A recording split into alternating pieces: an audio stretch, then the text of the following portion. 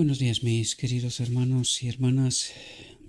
Le ruego a nuestro Dios que nos envíe su Espíritu, que nos capacite para poder entender su verdad, su realidad, su perspectiva. Hoy vamos a tratar el sexto tema de la encarnación, y que este tema tiene como título, he tomado el título del tercer tomo de Mensajes Selectos, el que está en el tercer tomo de Mensajes Selectos. Satanás declaró que el hombre no podía obedecer la ley de Dios. Pero vamos a ir a la reflexión en origen, como lo hacemos siempre, ¿verdad? Porque necesitamos entender todo el contexto, y aparte de esto, no querremos que nadie nos diga que estamos cogiendo las cosas fuera del contexto, aunque podríamos tratar el texto del Mensajes Selectos tal como está en origen, porque es así como está, es una parte de todo el mensaje. Sin embargo, creo que es mucho más relevante, más importante entender el mensaje en origen, ¿verdad? Todo el mensaje. Y el mensaje en origen tiene este título: La naturaleza divino-humana de Cristo. Y dice lo siguiente, es un texto de 1892, 15 de noviembre de 1892, es decir, a muy poco tiempo después de 1888, y dice lo siguiente. Dice, el Redentor del mundo pasó por el suelo donde Adán cayó por desobedecer la ley expresa de Jehová. Y el Hijo unigénito de Dios vino a nuestro mundo como hombre. Y aquí vamos a ver esta relación entre qué es la naturaleza divina de Cristo y la naturaleza humana, ¿verdad? Aquí necesitamos entender desde el principio. Es algo que nosotros no comprendemos, por eso hay rechazo en muchas ocasiones y me doy cuenta de esta realidad, ¿verdad? Pero nosotros no logramos entender que Adán tenía dos naturalezas, o mejor dicho, una naturaleza compuesta de dos naturalezas en realidad, la naturaleza divina y la naturaleza humana, barro más espíritu de Dios, soplo de vida, ¿verdad? Por lo tanto, el segundo Adán tenía estas mismas naturalezas de origen de Adán. Adán perdió la gloria de Dios, es decir, esta naturaleza divina, que viene siendo el Espíritu de Dios, ¿verdad? Pues perdió la naturaleza divina cuando se separó de Dios, cuando pecó. Sin embargo, el hombre Cristo Jesús vino como hombre. Por eso nos está recalcando, y lo vais a ver en esta reflexión, porque esto es lo que trata de explicarnos, la naturaleza divino y humana de Cristo, ¿verdad? Y por eso nos dice, el Hijo unigénito de Dios vino a nuestro mundo como hombre, nació como un ser humano, con la única diferencia que él, como no se separó de Dios nunca voluntariamente, ¿verdad? Él nace con esta naturaleza divina, con el Espíritu de Dios en él. Por eso es hijo de María, naturaleza humana, e hijo de Dios, ¿verdad? Nacido por el Espíritu, ¿verdad? Engendrado o criado, por decirlo de alguna manera, por el Espíritu. No tiene un Padre terrenal, sino que el Padre es el Padre celestial, el Espíritu de Dios, ¿verdad? Y eso es lo que necesitamos comprender. Esta relación, esta simbiosis perfecta entre naturaleza divina y naturaleza humana, que esto mismo nos tiene que ocurrir a nosotros. Es decir, esto mismo tiene que ocurrir en la boda del Cordero, pero no antes de comprender este proceso para poder hacer esta elección. Ya lo comentamos con anterioridad. Cuando Dios creó a Adán, no pudo preguntarlo antes de crearlo, ¿verdad? Si desea que su espíritu habite en él, según el propósito eterno de Dios, que él habita en todo ser creado, ¿verdad? Por lo tanto, ahora sí que Adán puede elegir, si quiere, que el Espíritu de Dios, la ley de Dios, la naturaleza divina, pues habite en él y que sea un ser vivo, ¿verdad? Obediente. Cuando dice obediente, que viva según las normas, los principios, el carácter de Dios, ¿verdad? Y por eso nos dice, el Hijo unigénito de Dios vino a nuestro mundo como hombre para revelar al mundo que los hombres podían guardar la ley de Dios. Es decir, vino con la condición de Adán, es decir, con el Espíritu de Dios en él, no separado, ¿verdad? Pero con la misma condición del hombre de su época, ¿verdad? Sin entrar en profundizar más este asunto. Simplemente nos quedamos con lo que el texto trata de revelarnos en este momento, ¿verdad? Y ahí dice, y de donde creo que cogieron el título del mensaje selecto, Satanás, el ángel caído, había declarado que ningún hombre podía guardar la ley de Dios después de la desobediencia de Adán. ¿Por qué? Pues porque el Espíritu de Dios ya no habitaba en él, ¿verdad? Era simplemente barro, carne, ¿verdad? Con una naturaleza caída. Y de este modo, el enemigo, al separar a Adán de esta naturaleza divina y Adán ya no vivir en armonía con el carácter de Dios, pues dice, se apoderó de toda la raza bajo su control. Es decir, nos separamos de Dios y automáticamente entramos bajo el dominio del enemigo, ¿verdad? Dice, el Hijo de Dios se puso en lugar del pecador, del hombre separado de Dios, ¿verdad? En lugar del pecador. Y pasó por el suelo donde Adán cayó y soportó la tentación en el desierto, que fue 100 veces más fuerte de lo que fue o será jamás para la raza humana. ¿Por qué nos dice esto? Necesitamos entender de dónde viene Cristo, ¿verdad?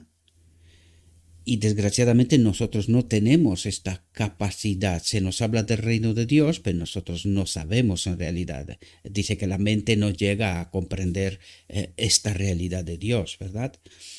Por lo tanto, teniendo en cuenta de dónde viene, Él soportó aquí, y es verdad que soportó más que ningún otro hombre, porque Él soportó a Adán cuando pecó, no le faltó de nada, ¿verdad? No le faltó comida, no tenía ninguna necesidad.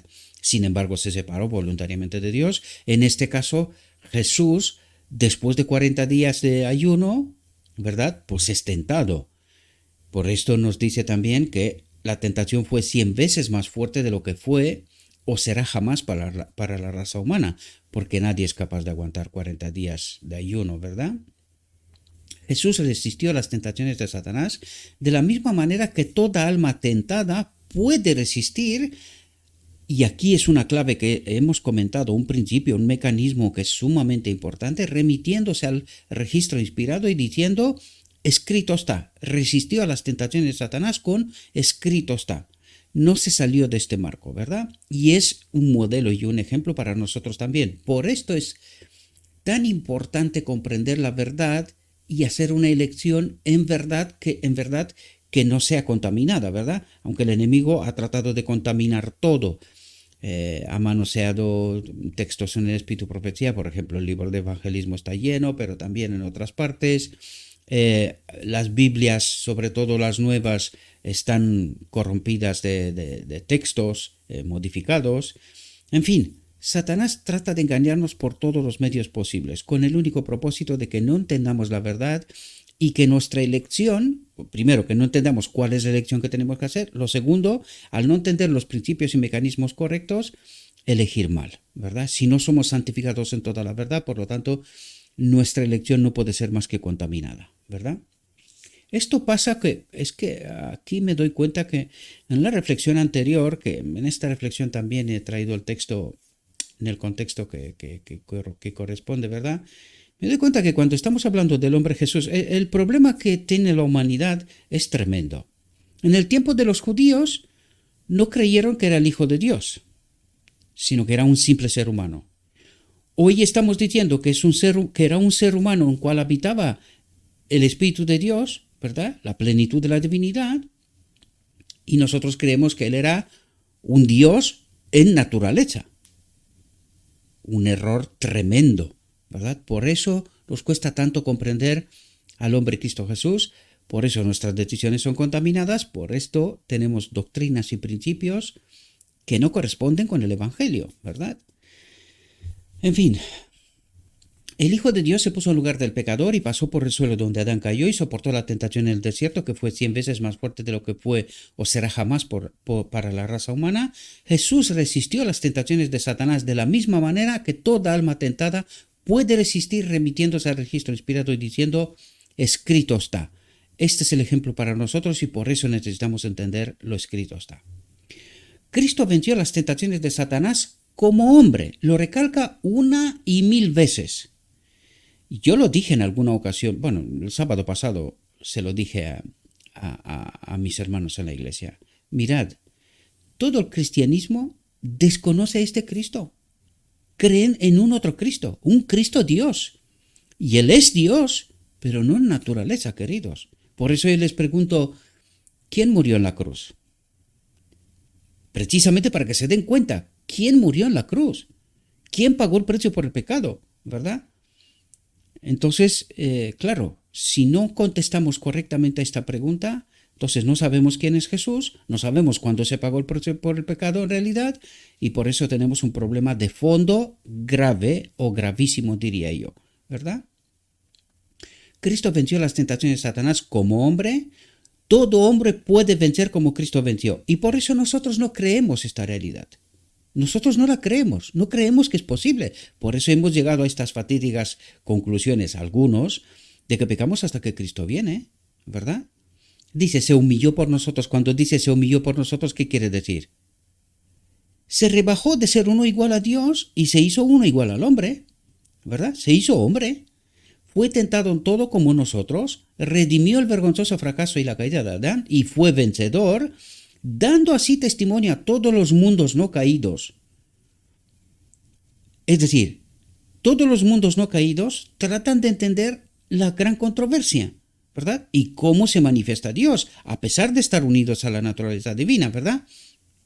Recuerden que durante la eternidad vamos a descubrir quién es nuestro Dios. Por eso dice, dando así testimonio a todos los mundos no caídos y a la humanidad caída, de que el hombre puede guardar los mandamientos de Dios mediante el poder divino, el Espíritu Santo, el Espíritu de Dios, ¿verdad? Ese es el gran problema que nosotros no logramos entender y por eso nos han salido estas doctrinas, de la Trinidad, mediante el poder divino que le fue concedido desde el cielo. Y eso es lo que necesitamos entender. El hombre fue creado por Cristo, ¿verdad? El gran arquitecto hizo el plan, Cristo fue la mano que obró de barro al hombre y sopló en el espíritu. Y por eso en Cristo nos encontramos con el Padre también. No puede ser la solución que nos la da ahora es la solución eterna. No es válida solo para el hombre, sino para todos los seres creados. Si entendemos el propósito eterno de Dios, que Él habita en todos los seres creados, por lo tanto, la solución para el hombre no puede ser la otra que más que la solución desde el principio, desde la eternidad. Por lo tanto, a través de Cristo nos encontramos con el Padre.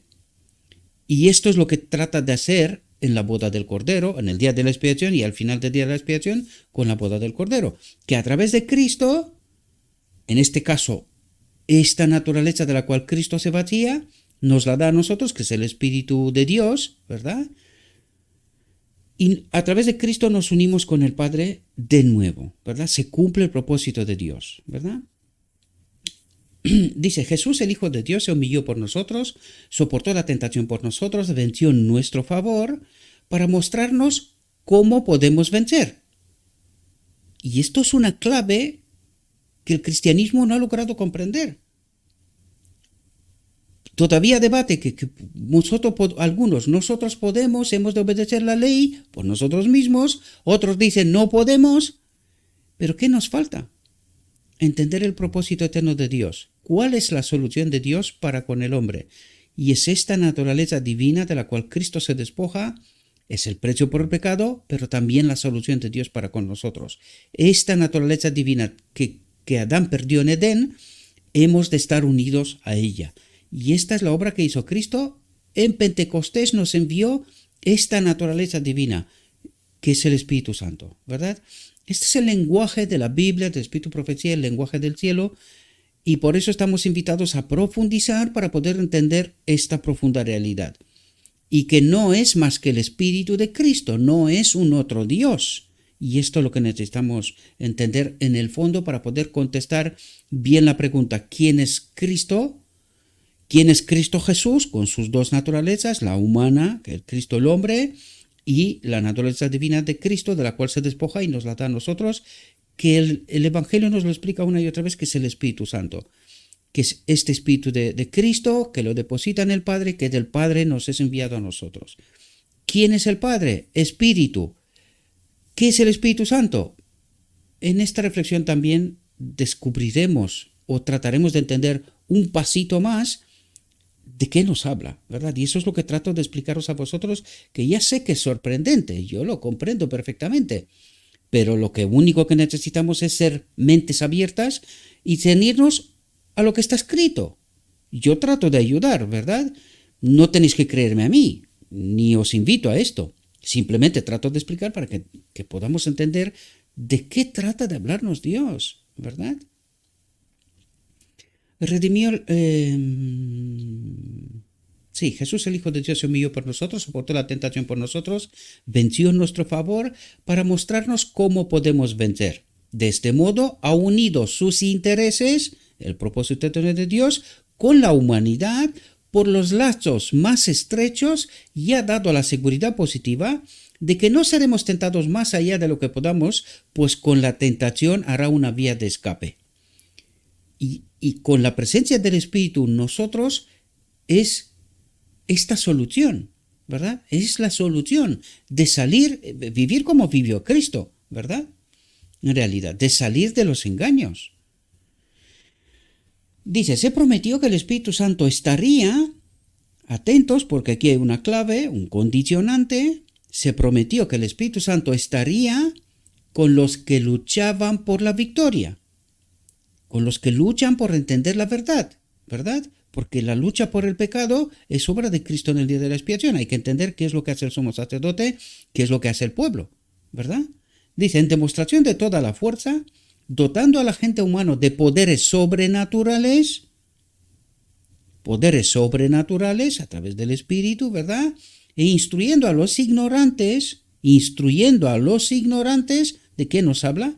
De entendimiento de la verdad purificada, sin contaminar, ¿verdad?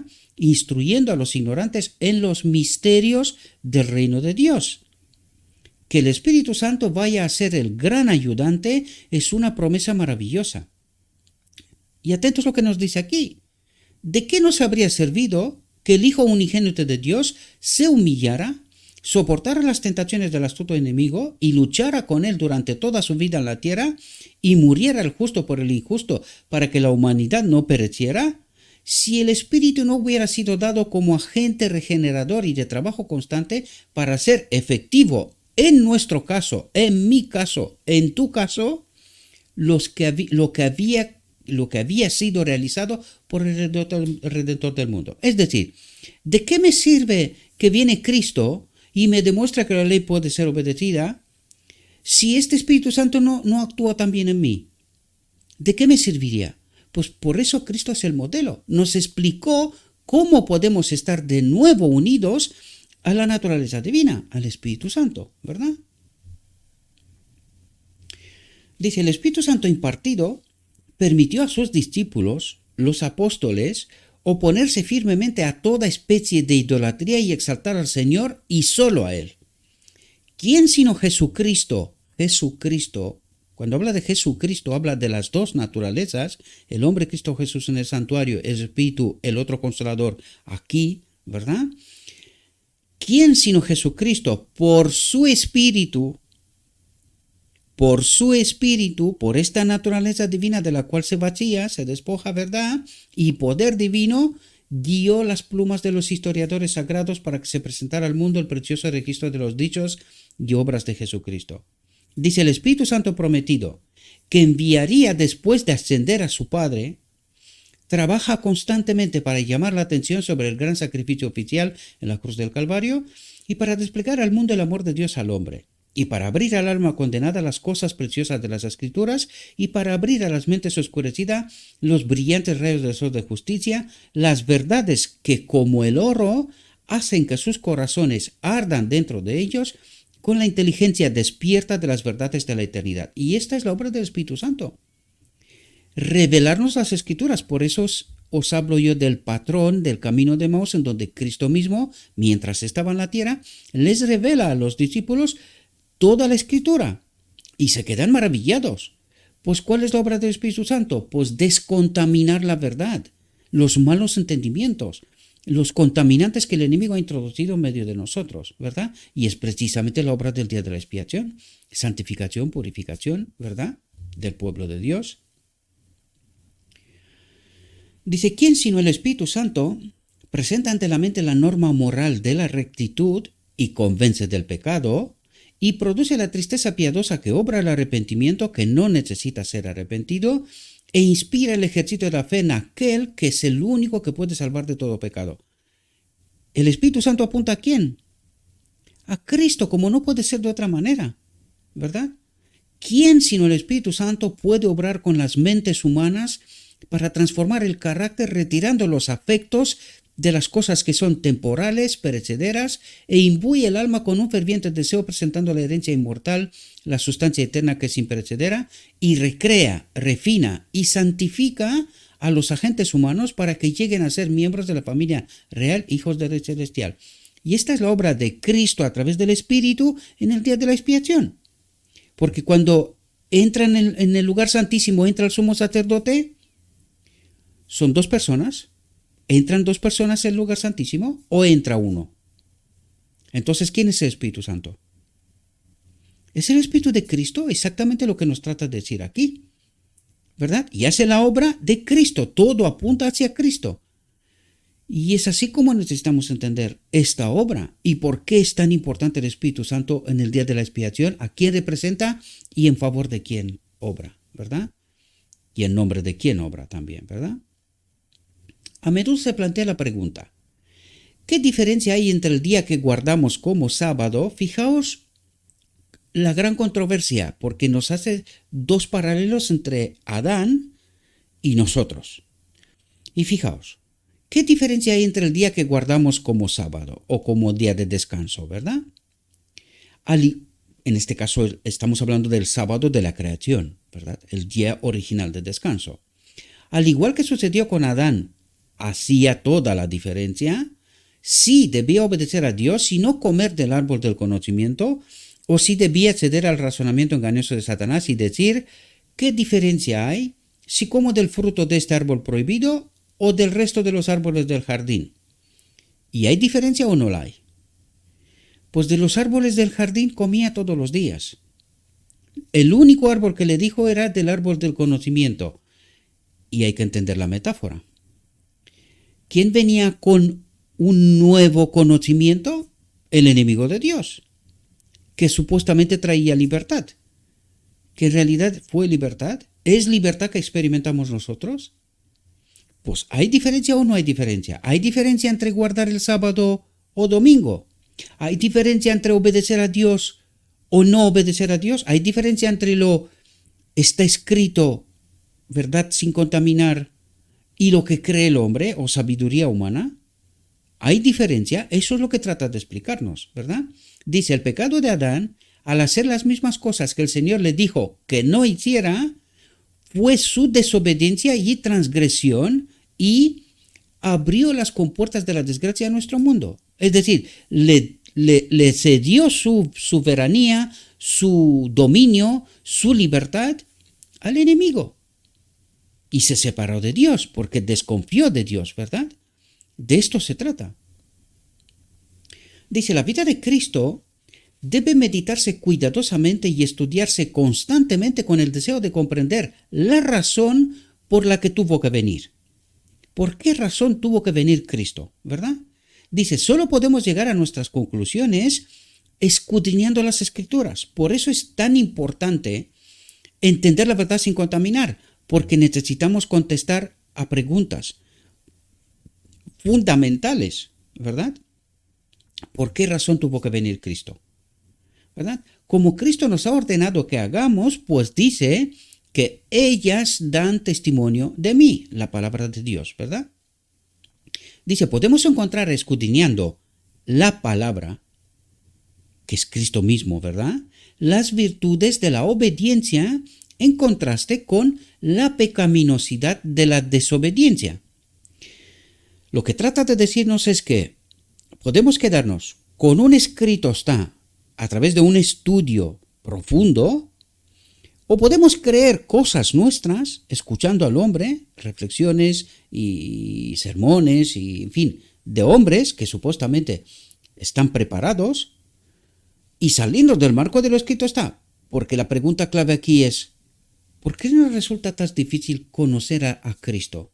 ¿Por qué nos cuesta tanto entender cómo podemos obedecer a Dios? ¿Y cómo hemos llegado a estas conclusiones de que pecamos hasta que Cristo viene, que no podemos y cosas por estilo? ¿Por qué no escudriñamos por nosotros mismos? Porque al mismo tiempo, al escudriñar, no nos llenamos del Espíritu, que es la clave, que nos da discernimiento para poder entender la verdad. Esto es lo que trata de conducirnos Dios para poder entender estos principios y mecanismos que son tan importantes para poder entender qué propósito tiene el día de la expiación, qué es lo que ha de ocurrir ahí, cómo nos restaura Dios, porque estamos ya a días del final de la historia de este mundo y creo que estamos peor que nunca. Y hay una clave para esto. ¿Por qué está pasando esto? Es verdad que también hay un remanente. No lo pongamos todo en plano negativo, pero la gran mayoría está fatal. ¿Cómo está el mundo? ¿Cómo está la iglesia? ¿Cómo está todo? ¿Verdad? Sin embargo, hay un remanente. Esto está claro. Y también lo veremos enseguida también, este asunto, ¿no? Dice, como por la desobediencia de un solo hombre muchos fueron hechos pecadores, así por la obediencia de uno solo muchos serán hechos justos. ¿Pero cuándo? Cuando han escudriñado la palabra y han encontrado las virtudes de la obediencia en contraste con la pecaminosidad de la desobediencia, ¿verdad? ¿Qué lo hizo Adán lo que fue después? Porque Dios lo creó con una naturaleza que obedecía por naturaleza, sin esfuerzo. Sin embargo, cuando desconfió de Dios, pues cayó de esta obediencia y se encuentra en la desobediencia. Y necesitamos entender, ¿y cómo podemos volver al estado inicial a ser restaurados? Necesitamos entender este proceso, necesitamos hacer elecciones, porque Adán en Edén, por esto fue puesto a prueba, para hacer una demostración, para glorificar a Dios, ¿verdad? ¿Y cuál era esta elección? Pues esto necesitamos comprender nosotros, a través de la verdad, sin contaminar, ¿verdad? Dice, el jardín del Edén, con su sucia mancha de desobediencia, debe estudiarse cuidadosamente y compararse con el jardín de Getsemaní. Fijaos el contraste.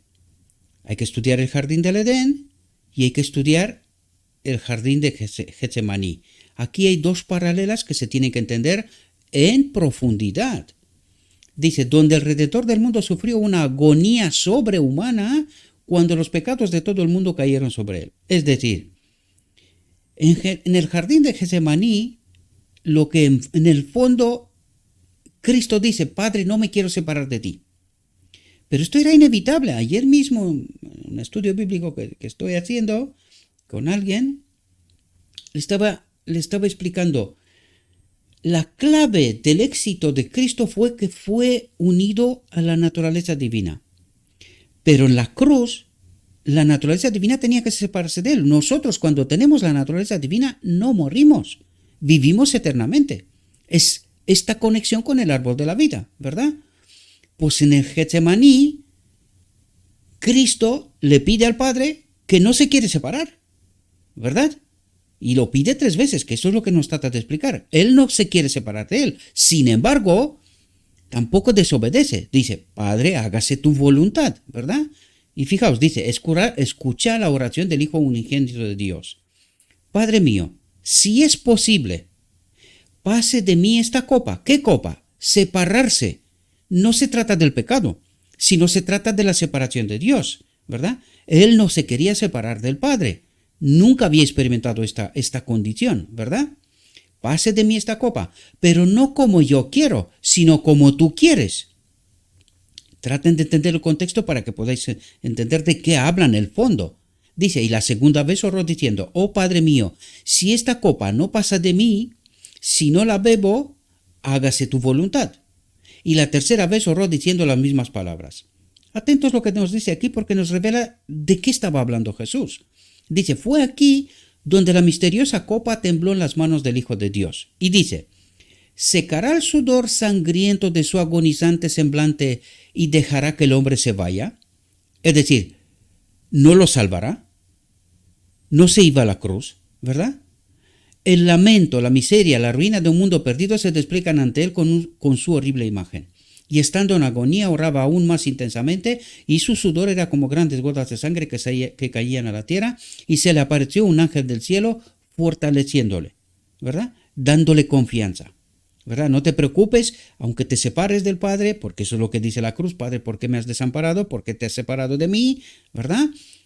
Él lo traerá de nuevo a la vida, ¿verdad? Dice, el conflicto ha terminado. Jesús consiente en honrar a su Padre haciendo su voluntad y soportando su maldición. ¿Cuál es la maldición? Estar separado de Dios, ¿verdad? Dice, soportando su maldición, consecuencia de la transgresión del hombre. ¿Qué hizo el hombre en Edén? Se separó de Dios. ¿De qué estaba hablando aquí Cristo? Que no se quería separar de Dios, ¿verdad? Esa es la clave, eso es lo que está diciendo en realidad. Dice, fue obediente hasta la muerte, incluso la muerte de cruz. Significando esto, separándose de Dios, porque la muerte solo se puede experimentar cuando estamos separados de Dios. De otro modo no es posible, ¿verdad? Esto es lo que implicó la desobediencia de Adán. La muerte de Cristo en la cruz, ¿verdad? Separarse del Padre. Adán no consideró todas las consecuencias resultantes de su desobediencia. No la consideró. Dice, no puso su mente en desafío a Dios, ni habló de ninguna manera contra Dios. No habló contra Dios, pero tampoco hizo lo que le pidió Dios, ¿verdad? Simplemente fue directamente contrario a su mandato expreso. Y eso es lo que nos pasa a nosotros, porque mucha gente piensa, dice, no, pero si yo estoy en la iglesia. Claro, pero estamos santificados en toda la verdad. ¿Entendemos cuál es la voluntad expresa de Dios? Y no puede ser que esta voluntad expresa de Dios termine diciendo no podemos o pecamos hasta que Cristo viene. Aquí algo falla, ¿verdad? Algo falla. Y esto es lo que está tratando de explicarnos. ¿Qué es lo que falla? ¿Qué nos falla? ¿Verdad? ¿Y cuántos hoy están haciendo lo mismo? Y su culpa es de mucha magnitud porque tienen el ejemplo de la experiencia de Adán en la desobediencia y sus terribles resultados para advertirles de las consecuencias de transgredir la ley. Una ley. ¿Cuál es esta ley? ¿De qué nos habló antes? De estar separados de Dios, de no estar unidos a esta naturaleza divina. De esto nos estuvo hablando antes, de la experiencia de Cristo en Getsemaní. Padre, no me quiero separar de ti. Y de esto nos habla aquí. Tenemos todo el Evangelio, tenemos el Espíritu de Profecía, lo tenemos todo. ¿Qué nos falta para poder elegir estar unidos con la naturaleza divina? La verdad sin contaminar. Esto es lo que nos falta. Un entendimiento profundo de la palabra de Cristo, ¿verdad? Dice, así que tienen una luz clara sobre este tema y ninguna excusa para actuación al negar y desobedecer la autoridad de Dios. Y es decir, cuando nosotros creemos otra cosa que no es lo escrito está, en realidad es una negación de Dios. Y nosotros creemos que vamos a ser salvos y Dios nos advierte una y otra vez, no obedecéis. Yo os he dejado por escrito todas las experiencias, os he enviado a Cristo, el modelo, os ha dado ejemplo. Y seguís desobedeciendo, seguís sin entender. ¿Cómo podéis elegir estar unidos a la naturaleza divina cuando no tenéis la fe de Jesús? La verdad no está en vosotros, ¿verdad? Porque Jesús, imaginémonos, ¿podría Jesús decir, Padre, no puedo obedecer? El Espíritu Santo está también a nuestra disposición. ¿Podría Jesús decir, peco hasta el final del tiempo? Es que no puede, hay una contradicción flagrante en esto. ¿Y por qué no entendemos esta realidad? Porque creemos que Cristo era un Dios en naturaleza, que Él pudo hacerlo, pero nosotros no. ¿Estamos en desobediencia? ¿Estamos en una negación de Dios cuando nos envió al ejemplo para demostrarnos ¿Cómo podemos vivir en esta obediencia? ¿Cómo podemos estar unidos a su naturaleza divina, a su espíritu? ¿Es esta una negación? Pues esto trata de explicarnos que estamos negando a Dios cuando no le obedecemos. Él nos envió la verdad, nos envió a su Hijo, pagó el precio por el pecado, nos puso a nuestra disposición el Espíritu Santo y nosotros seguimos diciendo que no podemos, que seguimos pecando, porque no vemos otra alternativa. Estamos en una negación de Dios, tal como nos dice, y ninguna excusa para su actuación al negar y desobedecer la autoridad de Dios. Dice, Adán no se detuvo a calcular el resultado de su desobediencia. Lo hacemos nosotros, teniendo todo lo que necesitamos para poder entender la gran controversia, ¿verdad? Dice, podemos estar aquí en 1892, ¿verdad? Cuando se escribió la reflexión, con la visión posterior, es decir, con toda la historia, con toda la verdad delante de nosotros, que tenemos el privilegio de tener, podemos ver lo que significa desobedecer los mandamientos de Dios. Adán se dio a la tentación, al engaño, a la mentira, y eso es lo que necesitamos entender nosotros. Hemos cedido nosotros al engaño, hemos bebido del vino de Babilonia, que es lo que nos dice Apocalipsis. Hemos cedido nosotros a esa tentación de adoptar doctrinas que no están bien, que son falsas, y adoptar verdades contaminadas. Pues eso nos dice, Adán se dio a la tentación, lo hicimos nosotros también, y al tener el asunto del pecado y sus consecuencias tan claramente ante nosotros, podemos leer de la causa al efecto y ver que la grandeza del acto no es lo que constituye el pecado. No es que hemos matado 1.000 millones de personas o hemos mentido, por decirlo. No es la grandeza del pecado, ¿verdad? Sino la desobediencia de la voluntad expresa de Dios. Esto es lo que hace el pecado. Nos separa de Dios en realidad, porque al desobedecer, al desconfiar de Dios, porque nos pone por escrito cuál es el camino a seguir, a través de la palabra, a través del modelo, y nosotros seguimos todavía creyendo los engaños del enemigo, ¿verdad? Esto es lo que trata de explicarnos. Sino la desobediencia de la voluntad expresa de Dios, que es una negación virtual de Dios, rechazando las leyes de su gobierno. ¿Entendéis la sutileza del asunto? Entonces, ¿entendéis cómo deberíamos de entender la verdad como si no hay un mañana? Y esto es lo que necesitamos. Esto es la obra que ocurre en el día de la expiación, queridos. Piensen en los pioneros. ¿Qué hicieron? ¿Qué obra hicieron los pioneros? Porque fijaos, llegaron a 1888, ¿en qué condición? Habían alcanzado algún tipo de santidad, algún tipo de cosas. ¿Qué nos dice el relato inspirado? ¿Qué nos cuenta la historia?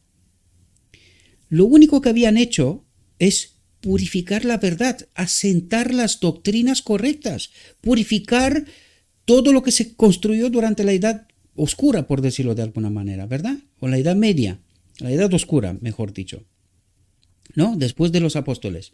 Purificaron la verdad, esto fue lo único que hicieron. ¿Qué nos toca a nosotros hacer? ¿Qué significa esta santificación, purificación del pueblo de Dios en el día de la expiación? ¿Descontaminar la doctrina? Las mentiras y los engaños y los entendimientos que Satanás puso en medio de nosotros. De esto se trata. Y esto es lo que necesitamos entender, ¿verdad? Porque una vez que tengo la verdad, ¿elijo hacer contrario a la voluntad de Dios? No, pero si no tengo la verdad, ¿cuál es la decisión? ¿Por qué tengo la doctrina de la Trinidad? Por dar este ejemplo, aunque sé que os aburrís, pero créame, esta es la única doctrina que es de vino de Babilonia, que esta iglesia ha bebido de ella. Es la única, ¿verdad? Luego hay muchos entendimientos y errores y tal, esto es otra cuestión, pero como doctrina, esta es la única que viene directamente de Babilonia, del vino de Babilonia. ¿Y por qué creemos esto? ¿Porque sabemos la verdad tal cual? ¿O porque nos lo cuentan otros? Es decir, tenemos una verdad contaminada de segunda, tercera, cuarta, quinta mano. Dios sabrá cuántas manos y cuántos entendimientos han pasado por ahí. Entonces, ¿estamos nosotros en un escrito está o lo que nos cuentan otros que está escrito? No es lo mismo. Y esto es lo que trata de explicarnos. Nosotros cedemos a la tentación, al engaño, a la mentira del enemigo por una razón. Porque no vamos personalmente a lo escrito está. ¿Y qué ha hecho el enemigo? Puede decir, no, si el espíritu de profecía no es palabra de Dios. En fin, son cosas así, no sé, consejos. ¿Nos ha engañado? ¿Hemos cedido a la tentación? Pues claro. Y entonces, ¿cómo queremos hacer una elección purificada, limpia de todo engaño? ¿Cómo podemos elegir a Dios cuando no entendemos la obra? De esto se trata. Mucha gente piensa, no, somos salvos porque Dios nos ama. Este amor universal, ¿verdad? El universalismo. Esta es otra teología que está saliendo, ¿no? Bueno, que ya está desde hace tiempo, ¿no? Todos somos salvos, Dios nos ama. Pues no fue esta la teología del Edén. ¿No es eso lo que le contó a Adán? No, Dios te ama, tranquilo, no morirás. No. Y ahora al final vuelve también, otra vez. Y aún hay gente que se lo cree. Y queremos ser salvos. Y no nos hacemos la pregunta, ¿por qué solo un remanente pequeño al final del tiempo? Hagamos preguntas profundas, queridos, y busquemos respuestas si no queremos permanecer aquí, ¿verdad? La felicidad del hombre está en su obediencia a las leyes de Dios. En su obediencia a la ley de Dios está rodeado como con un seto y guardado del mal. Y esto quiere decir que cuando estamos conectados con esta naturaleza divina, como lo fue Cristo, porque por eso es el modelo, esto es lo que nos quiere enseñar, ¿verdad? Cuando dice, no soy yo el que hace estas obras, sino el Padre que habita en mí, ¿verdad? Pues eso es lo que trata de decir así, aquí, en su obediencia a la ley de Dios, al Espíritu de Dios, a la presencia de Dios, en su templo, está rodeado como con un seto y guardado del mal. Y eso es lo que nos trata de ayudar a entender el mismo día de la expiación, la obra que se tiene que hacer en el mismo día de la expiación, ¿verdad? Ningún hombre puede ser feliz y apartarse de los requisitos especificados por Dios.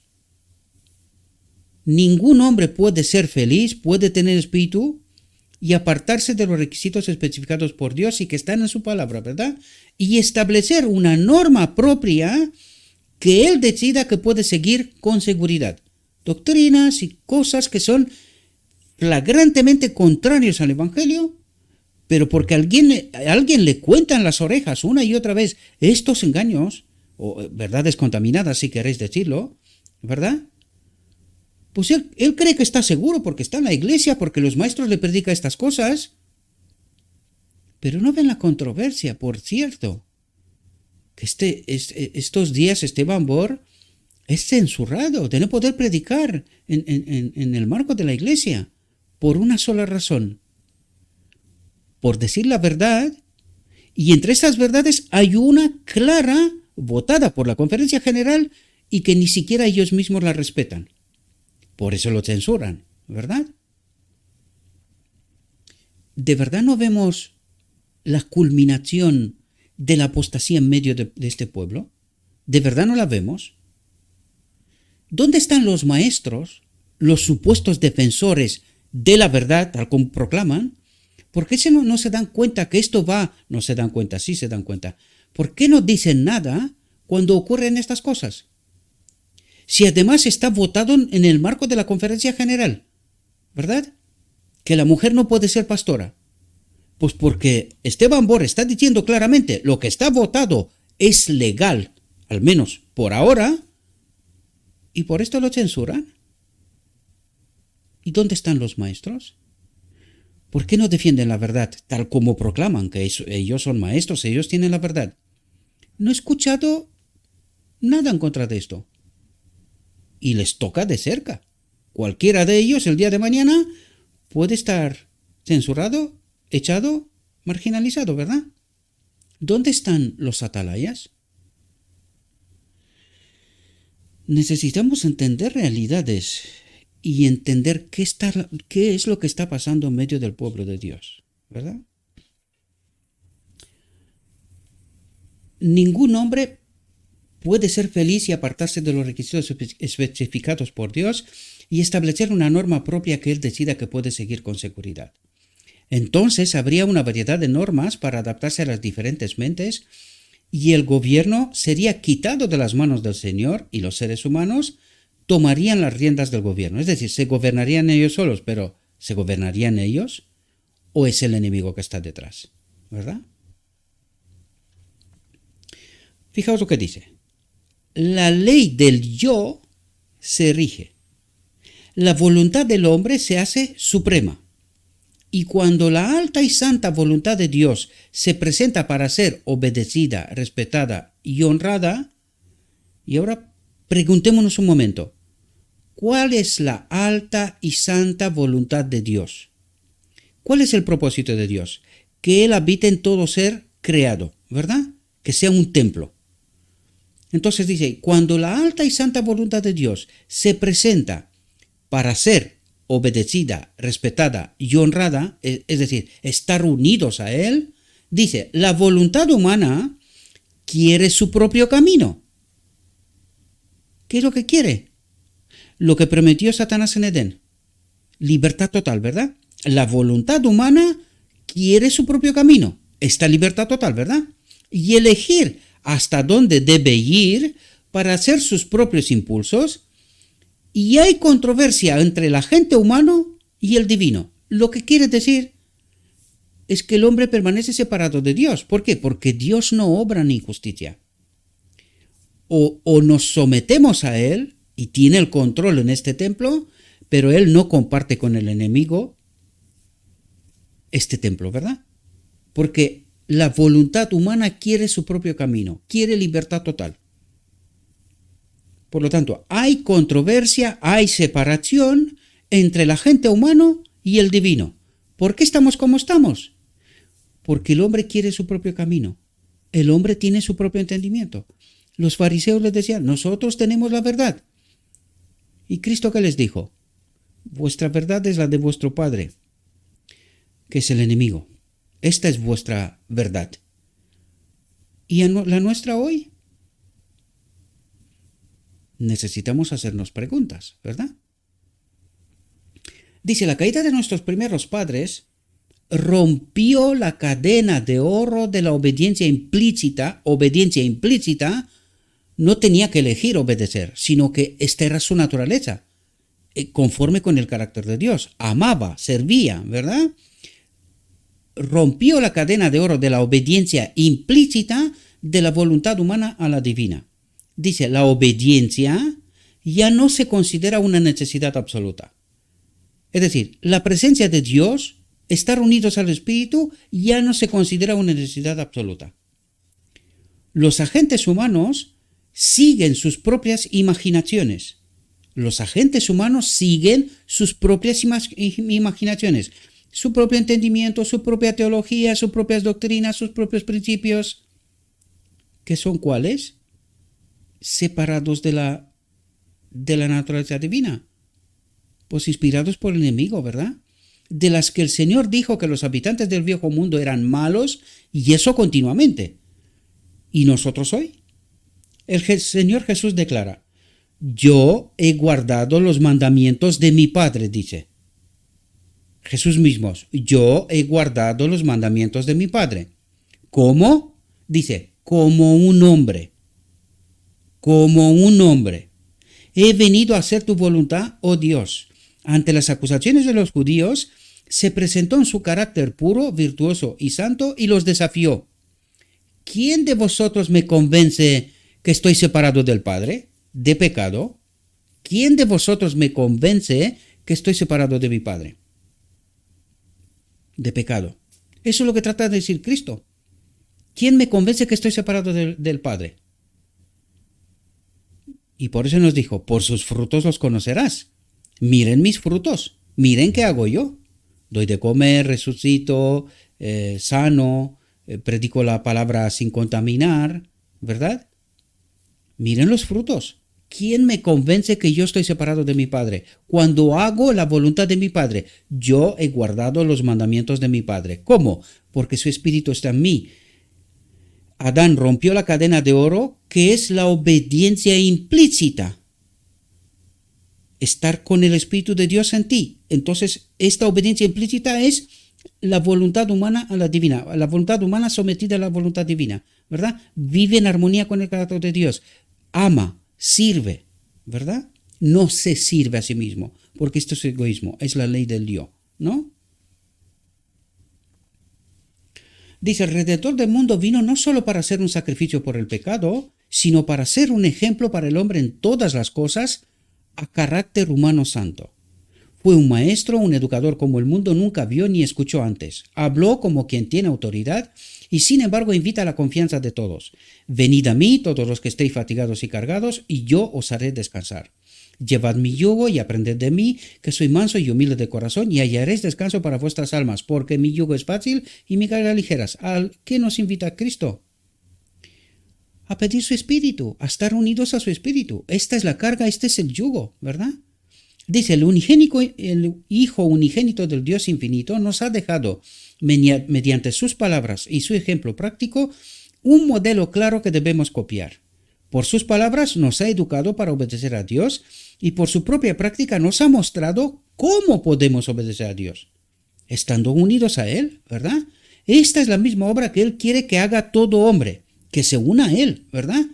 Obedecer a Dios inteligentemente, por precepto y ejemplo, enseñar a otros lo que deben hacer para ser hijos obedientes de Dios. ¿Cómo unirnos a su espíritu, verdad? Sin el cual no puede haber obediencia. Jesús ha ayudado al mundo entero a un conocimiento inteligente de su misión y obras divinas. Vino a representar el carácter del Padre a nuestro mundo. Vino a demostrarnos el carácter del Padre, el Espíritu de Dios que ha de habitar en este templo a nuestro mundo. Eso es lo que trata de explicar. Y al estudiar la vida, las palabras y las obras de Jesucristo, somos ayudados en todo sentido en la educación de la obediencia a Dios. Y al copiar el ejemplo que nos ha dado, somos epístolas vivientes conocidas y leídas por todos los hombres. Somos las agencias humanas vivas para representar en carácter a Jesucristo ante el mundo. Cuando dice somos las agencias humanas vivas, ¿cómo podemos estar vivos? Cuando tenemos la presencia del Espíritu. De otro modo es imposible, ¿verdad? Cristo no solo dio reglas explícitas que muestran cómo podemos llegar a ser hijos obedientes, sino que nos mostró en su propia vida y carácter cómo hacer aquellas cosas que son correctas y aceptables para Dios. De modo que no hay excusa para que no hagamos aquellas cosas que son agradables a sus ojos. No hay excusa. Y nosotros nos atrevemos a decir, no podemos y pecamos hasta que Cristo viene. ¿Y qué es lo que estamos diciendo en el fondo?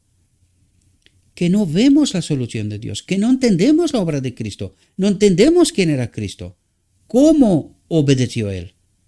A pesar de que decimos que Él es nuestro modelo, pero ¿lo entendemos? ¿Y cómo hemos llegado a las conclusiones que la grandísima mayoría tiene, verdad?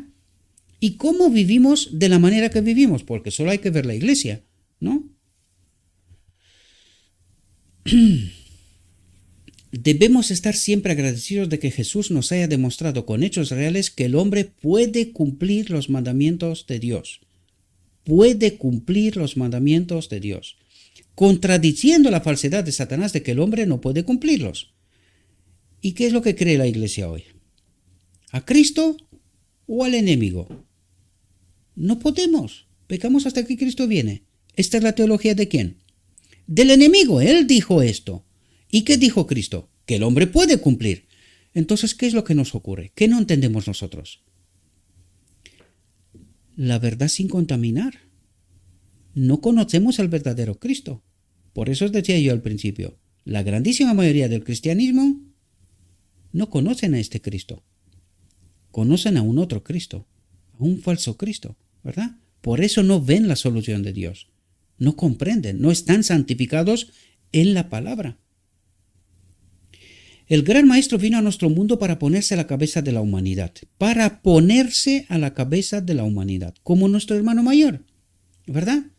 Y él es el segundo Adán, el rey de esta tierra, ¿verdad? Será en la boda del Cordero, él será el rey, se casa con esta tierra, será el rey de esta tierra y luego rey de toda la creación, ¿verdad? Para así, rey de reyes, ¿verdad?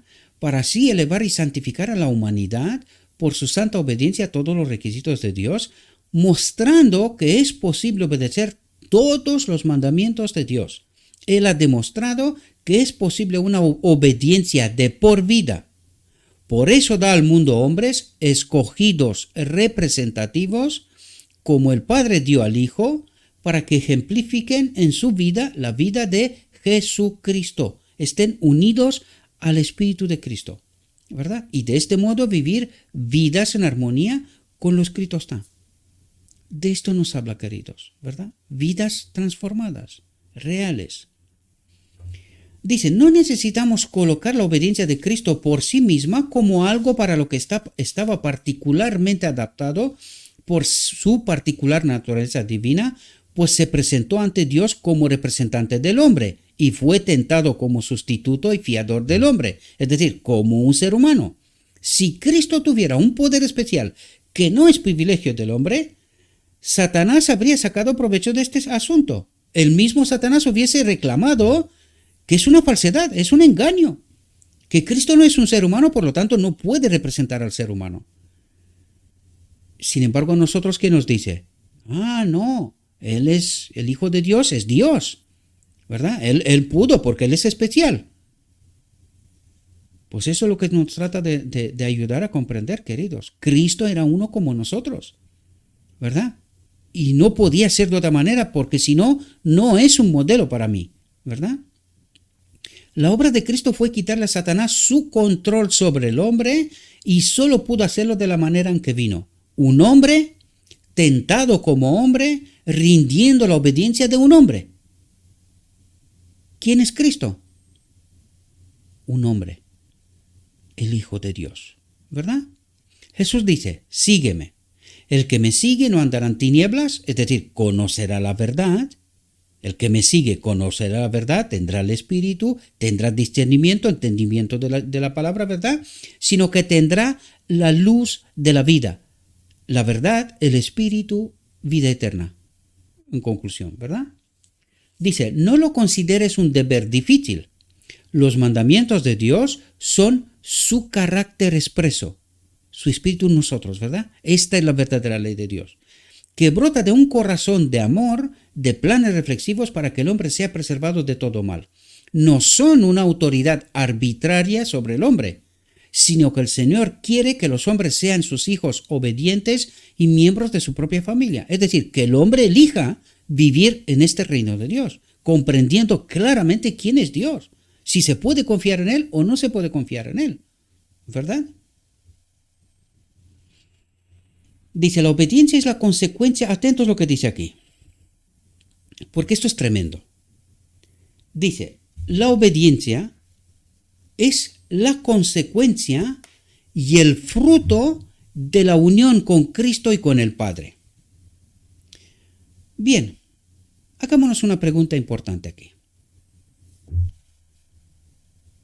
La obediencia es la consecuencia y el fruto de la unión con Cristo y con el Padre. ¿Cómo estamos nosotros unidos al mismo tiempo con Cristo y con el Padre? Y que esto da como fruto la obediencia. Por el Espíritu, ¿no? Entonces, ¿quién es el Espíritu Santo? Unión con Cristo y con el Padre, somos una. ¿Quién es el Espíritu Santo? Ahí podemos ver cómo la sierva tenía razón, que es el Espíritu de Cristo y el Espíritu del Padre, es decir, esta vida de la cual Cristo se vacía, la deposita en el Padre y que el Padre nos lo envía a nosotros. ¿Quién es el Espíritu Santo? Que al mismo tiempo es la naturaleza divina, ¿verdad? Nos habla una y otra vez de esto, que hemos de estar unidos a la naturaleza divina. ¿Quién es la naturaleza divina? y que al mismo tiempo nos dice Dios es el Padre es el único Dios verdadero. El único Dios verdadero. Son textos que tenemos que reflexionar, mis queridos hermanos, porque el enemigo nos ha engañado. Nos ha engañado, por eso no logramos entender la realidad. Y sobre todo, porque nos ha dicho que no, que el espíritu de profecía no hay que tenerlo en cuenta, ¿verdad? ¿Y por qué andamos de un lado para otro con todo viento de doctrina? Porque desconocemos estas realidades, esta profundidad. En esto sabemos que amamos a los hijos de Dios cuando amamos a Dios y guardamos sus mandamientos, porque este es el amor de Dios, que guardemos sus mandamientos y sus mandamientos no son gravosos. Lo que trata de decir es que cuando estamos unidos a la naturaleza divina, automáticamente esta naturaleza nos hace obedientes. O sea, es implícito, vivimos en armonía con el carácter de Dios, ¿verdad? Porque todo lo que ha nacido de Dios vence al mundo. Todo lo que ha nacido de Dios, todo lo que tiene esta naturaleza divina, vence al mundo. Y esta es la victoria que vence al mundo. Nuestra fe. Pero claro, nuestra fe tiene que ser basada en algo. ¿En qué? En estas verdades que nos trata de revelar. Dios por eso nos manda estas verdades, porque necesitamos entender realidades para que forme esta fe que vence al mundo. Es decir, estar seguro que sé en quién creo, que sé quién es el Padre, sé quién si es Cristo, sé quién es el Espíritu Santo, porque me lo ha revelado Él. Así dice Jehová, aún escrito está, y no otras cosas, ¿verdad? Que me los cuentan otros. Cuando hayamos escuchado inequívocamente su voz y obedezcamos, ¿cómo escuchamos la voz de Dios? A través de la palabra, ¿no? De lo escrito está. Cuando hayamos escuchado inequívocamente, o sea, sin error, su voz y obedezcamos, todo pensamiento de murmuración será reprimido. Y obedeceremos dejando todas las consecuencias con aquel que dio el mandamiento. Si al ver las huellas de Jesús pisamos en ellas, al seguirlo, así hay amor y poder. El Espíritu, ¿verdad? Cuando seguimos las huellas de Jesús y pisamos en ellas. Por eso nos habla al final, los que tienen los mandamientos de Jesús, los mandamientos de Dios, perdón, los que guardan los mandamientos de Dios y tienen la fe de Jesús. ¿Y cuál era la fe de Jesús? Padre, no quiero separarme de ti. ¿No? ¿No era lo que pedían en Getsemaní? Pues esta es la fe de Jesús, entendiendo claramente que desconectados del Padre estamos muertos. Conectados con Él, vivimos en perfecta armonía con su carácter. De esto trata de ayudarnos a comprender en profundidad, ¿verdad? Dice, tened en cuenta que la superación y la obediencia de Cristo es la de un verdadero ser humano. Tened en cuenta que la superación y la obediencia de Cristo es la de un verdadero ser humano. En nuestras conclusiones, cometemos muchos errores a causa de nuestras opiniones erróneas sobre la naturaleza humana de nuestro Señor. Y por eso no entendemos el Evangelio, porque no sabemos quién era el hombre Cristo Jesús. No lo sabemos. Cuando damos a su naturaleza humana un poder que no es posible que el hombre tenga en sus conflictos con Satanás, destruimos la plenitud de su humanidad. Por eso Satanás se está esforzando a creer que él era un Dios en naturaleza. Y él pudo, pero nosotros no. Y nos está engañando, ¿verdad? Dice, su gracia imputada, su espíritu que nos lo da a nosotros, su vida de la cual se vacía y nos la da a nosotros, y su poder lo da a todos los que lo reciben por fe. Pero ¿cómo podemos recibir por fe si no entendemos la verdad? Si no entendemos la obra de Cristo real. ¿Tenemos esa fe de Jesús? ¿O tenemos una fe contaminada con verdades que nos cuentan otros y que no son estas? ¿Verdad? Por eso resulta tan raro cuando yo os presento lo escrito está y os ponéis las manos en la cabeza y decís, este tío está loco. Claro, loco de amor por Cristo, por la palabra, por el Evangelio. Por eso os he dicho que estudio como no hay un mañana, porque yo necesito entender estas realidades. Y por esto salgo y trato de ayudaros a entender estas realidades. Pero la buena mayoría de vosotros las rechazáis. ¿Por qué? Porque os cuentan otras historias. Esta es la realidad, ¿verdad? La obediencia de Cristo a su Padre fue la misma obediencia que se requiere del hombre. La obediencia de Cristo a su Padre fue la misma obediencia que se requiere del hombre. Y vuelvo a traeros de nuevo el texto que tanto se ha rechazado en la reflexión anterior, pero vamos a entender quién es el Espíritu Santo. Dice, a Jesús, quien se vació a sí mismo. ¿De qué se vació? De la naturaleza divina que tenía, ¿verdad? Quien se vació a sí mismo por la salvación de la humanidad perdida, se vació por la salvación de la humanidad perdida. Es decir, es el precio por el pecado, ¿verdad? La encarnación. Y luego como hombre, como un ser humano, le dice, le fue concedido abundantemente el Espíritu Santo. El Espíritu del Padre, ¿verdad? O esta naturaleza divina. Y necesitamos comprender esta realidad. Fijaos lo que dice. Fue del agrado del Padre que en Cristo habitara toda la plenitud y que en Él estemos cumplidos. Entonces, ¿quién es la plenitud de la divinidad? Le fue concedido abundantemente el Espíritu Santo. Y cuando tú te lees todo esto, tienes que hacerte una pregunta. Oye, ¿quién es el Espíritu Santo? Y la única conclusión a la cual puedes llegar con un razonamiento sano y lógico es lo que dijo la sierva. Son palabras de su propia boca. Cuando le preguntaron, oye, ¿quién es el Espíritu Santo? Es el Espíritu de Cristo que se vacía a sí mismo por la salvación de la humanidad perdida, es el precio por el pecado. Esta naturaleza divina solo se podía depositar, porque Dios no muere, ¿verdad? Solo se puede depositar. ¿De dónde vino?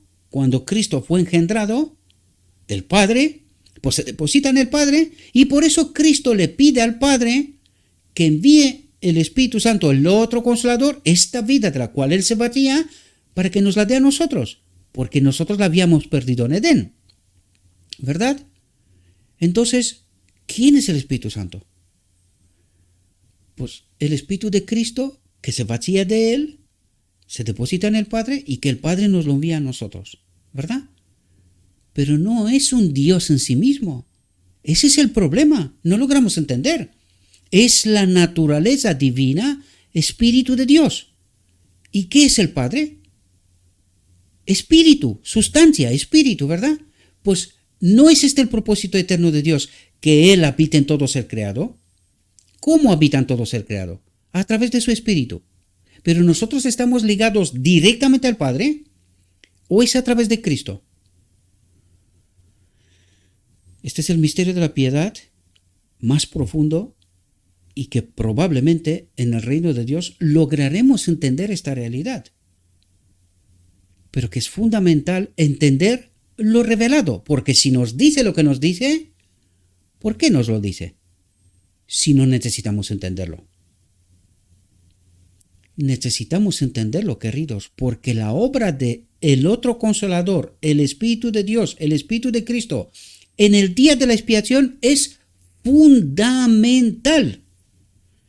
Y sin Él no tenemos el discernimiento para entender la verdad. Es la llave de oro que nos abre el entendimiento de todo el Evangelio. Y por eso Dios nos lo revela, para que lo podamos entender, dejar de estar engañados, ¿verdad? Dice, el hombre no puede vencer las tentaciones de Satanás sin un poder divino que se combine con su instrumentalidad, con su espíritu, ¿verdad? El hombre no puede vencer las tentaciones de Satanás sin un poder divino que se combine con su instrumentalidad. Y ahora debemos de hacernos la pregunta. ¿Por qué está tratando el enemigo de engañarnos una y otra vez contaminando la verdad? para no poder vencerlo, para no poder resistir las tentaciones de Satanás. Porque al estar engañados, estamos al mismo tiempo separados del Espíritu Divino, de la instrumentalidad, de cómo obra Dios, ¿verdad? De esta forma como obra Dios. ¿Y cómo obra Dios? Cuando estamos unidos a su Espíritu. ¿Por qué nos engaña el enemigo? Porque al estar engañados, estamos separados de Dios. Esta es la clave. Y esto es lo que necesitamos entender. ¿Por qué no somos vencedores? ¿Por qué no vemos victoria? ¿Por qué no podemos vencer el pecado? Porque estamos separados de la naturaleza divina, ¿verdad? Porque creemos verdades contaminadas. ¿Y cuál es el propósito del día de la expiación? Purificar la verdad en medio del pueblo de Dios. De este modo, los 144,000, cuando han purificado la verdad, sacan al macho cabrío fuera del campamento, a Satanás, ¿verdad? ¿Cómo? Porque saca los engaños, las mentiras del medio del pueblo de Dios. Los 144,000 han de entender la verdad pura, sin contaminar. ¿Por qué son un grupo pequeño? Porque la grandísima mayoría rechaza este Cristo, rechaza este Evangelio, no se santifican, no se purifican, por lo tanto, permanecen en la iglesia militante, pero no se convierten en la iglesia triunfante, desgraciadamente. Y esto es lo que necesitamos comprender, estas profundidades, ¿verdad? Así que con Jesucristo, Él pudo echar mano del poder divino, y lo leímos antes. En Él se le concedió abundantemente el Espíritu Santo, ¿verdad? Él pudo echar mano del poder divino, del Espíritu de Dios, ¿verdad? No vino a nuestro mundo para dar la obediencia de un Dios menor a uno mayor, como cree el cristianismo. Por eso lo está diciendo. No vino a nuestro mundo para dar la obediencia de un Dios menor a uno mayor, sino de un hombre, el segundo Adán, que pudo echar mano del poder divino, que está unido a Dios. Y en esta condición nos dio la lección suprema. ¿Cómo podemos obedecer? No vino a nuestro mundo para dar la obediencia de un Dios menor a uno mayor, sino como hombre para obedecer la santa ley de Dios, estar unido a Dios, esta es la santa ley de Dios, su carácter, y de esta manera Él es nuestro ejemplo. Pero no lo entendimos. ¿Por qué? Porque nosotros creíamos que era un Dios menor que dio obediencia a un Dios mayor. El engaño del enemigo, ¿verdad? Él es nuestro ejemplo. El Señor Jesús vino a nuestro mundo no para revelar lo que un Dios puede hacer, sino lo que un hombre puede hacer a través de la fe o a verdad descontaminada o la verdad pura en el poder de Dios para ayudar en cada emergencia. El hombre, por medio de la fe, debe ser partícipe de la naturaleza divina y vencer toda tentación que lo acose. Y esta es la clave cuando dice el hombre, por medio de la fe, por medio de la verdad. ¿Y qué me revela la verdad? ¿Quién es Cristo? Un ser humano que vino en este mundo unido al Espíritu y que de este modo pudo obedecer. Y esto vino a explicarme. Dice, el hombre, por medio de la fe, por medio de la verdad pura, debe ser partícipe de la naturaleza divina, del Espíritu de Dios, ¿verdad? Y vencer toda tentación que lo acuse. El Señor exige ahora que cada hijo e hija de Adán, mediante la fe en Jesucristo, las dos naturalezas, ¿verdad?, le sirvan la naturaleza humana que ahora tenemos, ¿verdad? El Señor Jesús ha salvado el abismo que el pecado ha hecho. Ha salvado el abismo, esta separación de Dios que el pecado ha hecho, ¿verdad? Ha conectado la tierra con el cielo y al hombre finito con el Dios infinito. Jesús, el Redentor del mundo, solo pudo cumplir los mandamientos de Dios de la misma manera que la humanidad puede cumplirlos. Si entiende la verdad, si se une al Espíritu de Dios, la naturaleza divina, ¿verdad? Por lo cual se nos ha dado promesas sumamente grandes y preciosas para que por ella seáis partícipes de la naturaleza divina. ¿Entendéis verdad sin contaminar? Por lo cual se nos han dado promesas sumamente grandes y preciosas. ¿Dónde están estas? En lo escrito está la palabra, ¿verdad? Para que por ellas a través de la verdad sin contaminar, nos llenamos del Espíritu, ¿verdad? Para que por ellas seáis partícipes de la naturaleza divina, nos llenemos del Espíritu, eso es lo que trata de decir, habiendo escapado de la corrupción que hay en el mundo por la concupiscencia, ¿verdad? Pero todos nosotros, mirando a cara descubierta como en un espejo, la gloria del Señor, ¿qué había perdido Adán en Edén? La gloria del Señor, ¿verdad? Dice, somos transformados de gloria en gloria en la misma imagen como por el Espíritu del Señor. La gloria que él, Pablo, mencionó es el carácter. Por lo tanto, al pensar y hablar de Jesús, nos encantamos con su carácter y por la fe nos cambiamos de carácter en carácter. Esta es la obra del Espíritu, es decir, vemos el carácter que tenía Cristo. ¿Quién es el carácter? ¿Qué dijimos nosotros? Que en nuestra mente está el arca del pacto. ¿Quién está en el arca del pacto? Cristo y el Padre, ¿verdad? Y es la obra del Espíritu en nosotros. Pues de esto trata de explicarnos, ¿verdad? En este lenguaje del cielo, ¿verdad? Y renovaos en el espíritu de vuestra mente y revestíos del nuevo hombre, creado según Dios en la justicia y santidad verdadera. Vosotros sois la luz del mundo. Brille así vuestra luz delante de los hombres para que vean vuestras buenas obras y glorifiquen a vuestro Padre que está en los cielos. Debemos practicar el ejemplo de Cristo, teniendo en cuenta su condición de hijo y su humanidad. No fue Dios quien fue tentado en el desierto, ni un Dios que debía soportar la contradicción de los pecadores contra sí mismo. Fue la majestad del cielo la que se hizo hombre, uno como nosotros, y se sometió a nuestra naturaleza humana. ¿Verdad? No debemos servir a Dios como si no fuéramos humanos, sino que debemos servirle en la naturaleza que tenemos, que ha sido redimida por el Hijo de Dios. Mediante la justicia de Cristo nos presentaremos ante Dios perdonados y como si nunca hubiéramos pecado. Y esto quiere decir, es la obra del Espíritu Santo, ¿hasta dónde? Hasta la boda del Cordero, cuando ocurre que recibimos la plenitud del Espíritu en el decreto divino, ¿verdad? La aprobación de Dios, que somos completos en Cristo. Hay un carácter formado. Hemos entendido la verdad, hemos entendido la gran controversia y ahora sí elegimos que Dios ponga su ley, su Espíritu en nosotros. Queremos vivir así una eternidad con Él, ¿verdad? Confiamos plenamente en Él. Nunca ganaremos fuerza al considerar lo que podríamos hacer si fuéramos ángeles. Debemos acudir con fe a Jesucristo y mostrar nuestro amor a Dios mediante la obediencia a sus mandatos. Jesús fue tentado en todo como nosotros, pero sin pecado. Jesús dice, sígueme. Si alguno quiere venir en pos de mí, niéguese a sí mismo, tome su cruz y sígame. Jesús guía el camino. ¿Cómo guía Jesús el camino ahora? Por su Espíritu, ¿verdad? No esperes y continúes en la desobediencia, esperando que las circunstancias cambien y te faciliten la obediencia. Sigue adelante, pues conoces la voluntad de Dios. Al que venza le concederé que se siente conmigo en mi trono, así como yo he vencido y me he sentado con mi Padre en su trono. El cuarto mandamiento se nos da para que lo observemos. El mensaje del tercer ángel nos llega en forma de advertencias, súplicas y amenazas.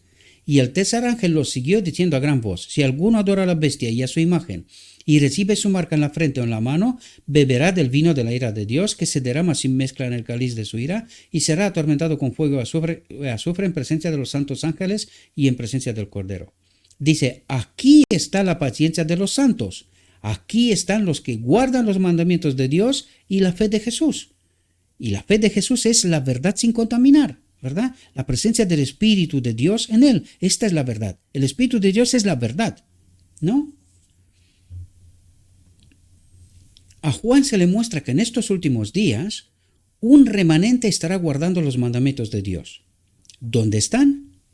En una descripción que se da de los trabajos de Satanás se dice, y el dragón se enfureció contra la mujer y fue a hacer guerra contra el resto de la descendencia de ella, los que guardan los mandamientos de Dios y tienen el testimonio de Jesús. Y fijaos lo que dice aquí. ¿Quién es la iglesia de la Odisea? Nosotros. Porque todas las demás, en 1844, se quedaron fuera, se quedaron en la oscuridad, ¿verdad? ¿Quién es la Odisea? Nosotros. Fijaos lo que dice. Y el dragón se enfureció contra la mujer, contra la iglesia, y fue a hacer guerra. ¿Contra quién? Contra la iglesia triunfante. Fijaos, contra el resto de la descendencia de ella, el resto de la descendencia de ella.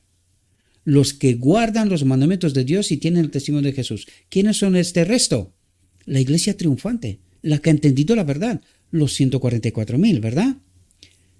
Y fijaos cómo dice, ¿quiénes son las personas aquí especificadas? Yo os he traído un texto con el cual Walter Waite en su última exposición, la 117, que habla del tiempo de angustia de Jacobo, utilizó y nos viene bien en este momento para entender quiénes son los 144.000. ¿Quién es la iglesia militante? ¿Quién es la iglesia triunfante? Fijaos lo que dice aquí.